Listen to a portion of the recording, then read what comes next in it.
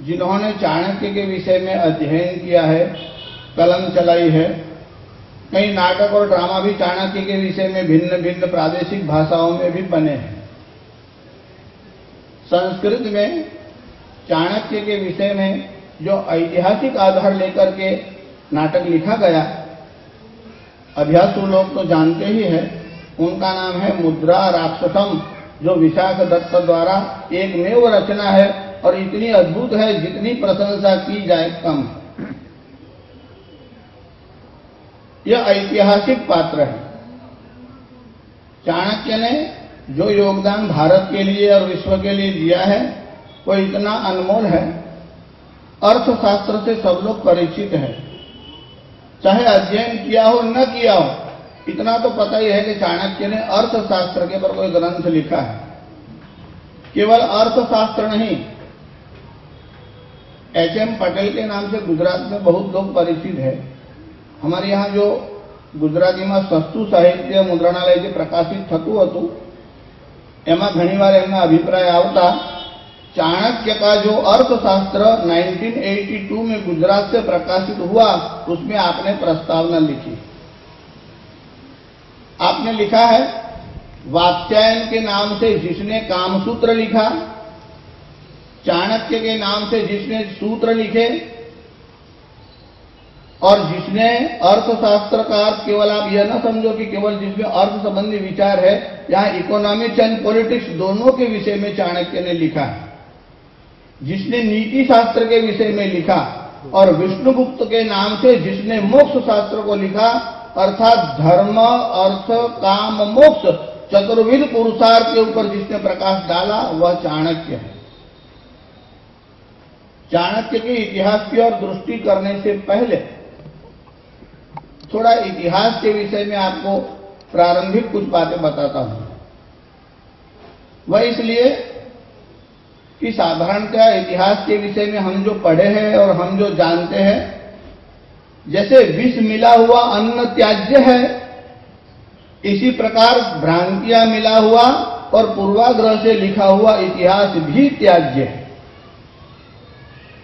इतिहास शब्द का अर्थ क्या होता है? इति मानी ऐसा, ह यह निश्चयता बताने वाला है, ह मानी ऐसा ही, न कि ऐसा भी, और अस मानी था, ऐसा ही था, उसका नाम इतिहास। जो लोग हिस्ट्री सब्जेक्ट पढ़े हैं उनको पता है, यह भी पढ़ाया जाता है कि सबसे पहले इतिहास के विषय में ग्रीकों ने कदम उठाया, यूनानी लोग जिसे हम कहते हैं। इसलिए इतिहास का आरंभ करते ही पहले पढ़ाया जाता है कि फादर ऑफ हिस्ट्री, इतिहास का पिता कौन है? वे पढ़ाते हैं हेरोडोटस जो है वह इतिहास का पिता है, फादर ऑफ हिस्ट्री। यह हिस्ट्री शब्द जो है लैटिन में जिसे हिस्टोरिया बोलते हैं, उसका मूलतः शब्दार्थ ऐसा है इन्वेस्टिगेशन। इन्वेस्टिगेशन तो मर्डर का भी होता है। इतिहास का अगर आप इतना ही अर्थ लगाते हैं कि कब्रिस्तान में से मुर्दों को निकालना और ऑर्डर में रख देना, कब पैदा हुआ कब मरा यह तो कॉर्पोरेशन में जन्म मरण के डेटा है, वही इतिहास बन जाता, फिर इतिहास लिखने की जरूरत ही न पड़ती। केवल व्यक्ति ने क्या पराक्रम किया, कब पैदा हुआ, कब मर गया, कहां पैदा हुआ, यह बातें आवश्यक है। उनका वृत्तांत भी हो, मगर केवल उतना ही न हो। इतिहास के विषय में भगवान वेदव्यास ने जो डेफिनेशन लिखी है, विश्व के इतिहास में क्या, विश्व के किसी भी ग्रंथ में आज तक नहीं बताई गई।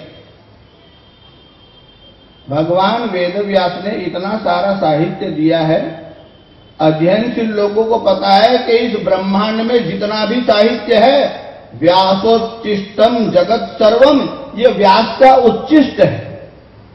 जैसे हम बहुत खा लेते और कभी कभी वमन करते हैं ना, वॉमिट करते हैं ना, इसी प्रकार ये सारा जो लिटरेचर है वो वेद व्यास का ही वमन किया हुआ है, अर्थात इसमें नया कुछ नहीं है। उन्होंने महाभारत रूप इतिहास को लिखा। यदि हास्ति जो इसमें है तद अन्यत्र, वही अन्यत्र देखा जाता है। यन्य हास्ति जो इसमें नहीं है, न तद क्वचित, वह कहीं भी नहीं है। आप हेरोडोटस को हिस्ट्री माने इतिहास के पिता कहते हैं तो कहिए, हमें उसमें आपत्ति नहीं है। विदेशों में सबसे पहले इतिहास के विषय में कलम चलाने का श्रेय उनको दिया जाए तो हमें कोई आपत्ति नहीं है। जरा यह तो बताइए कि हेरोडोटस का काल समय कौन सा है? ईसा से पूर्व 484 484 years ago before the birth of Christ. यह तो है हेरोडोटस का समय, यानी 2400-2500 वर्ष अंदाज से इसको हुआ। और महाभारत का काल कौन सा है? हेरोडोटस के जन्म से भी 2500 वर्ष पूर्व, before the birth of Christ, 3336 year ago भगवान वेदव्यास ने इस इतिहास को लिखा।